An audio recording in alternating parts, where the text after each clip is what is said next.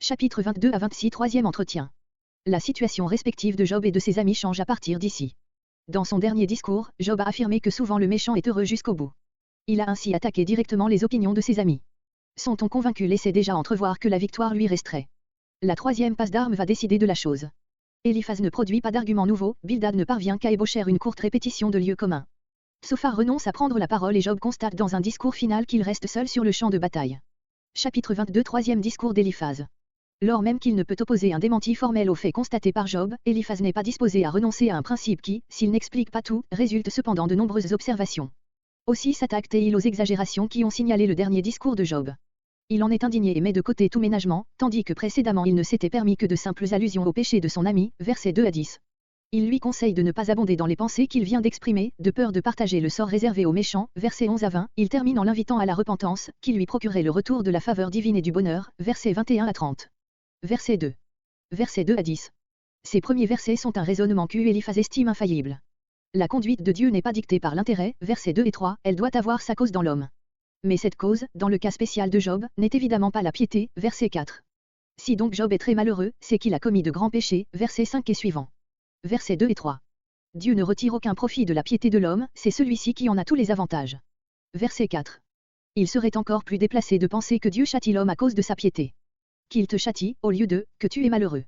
Remarquez que, sans autre explication, Eliphaz admet ici que les souffrances de Job sont un châtiment, tout comme au verset 3 il n'a pas même examiné s'il n'y a pas des cas où la piété d'un homme contribue à la gloire de Dieu. Eliphaz se nourrit de préjugés. Verset 6.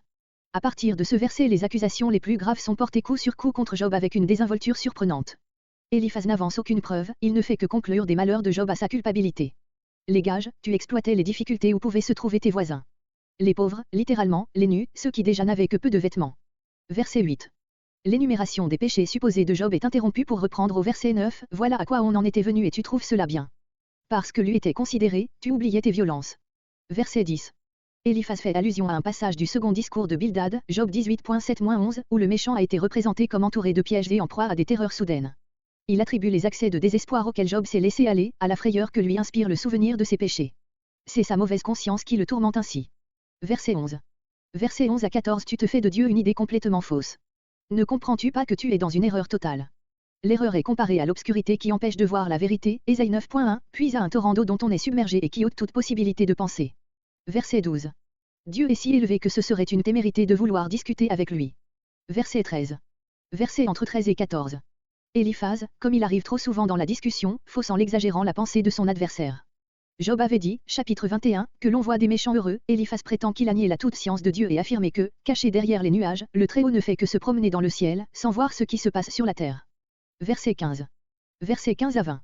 Job est exhorté à ne pas se ranger au nombre des méchants qui, malgré tout, seront détruits.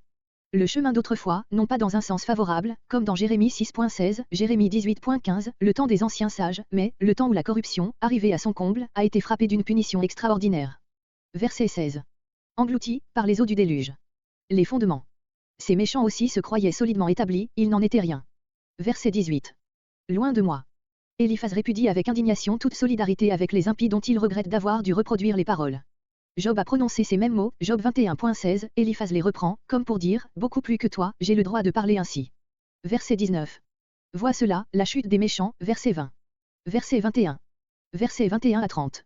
Eliphaz semble maintenant vouloir atténuer la rudesse de ses accusations.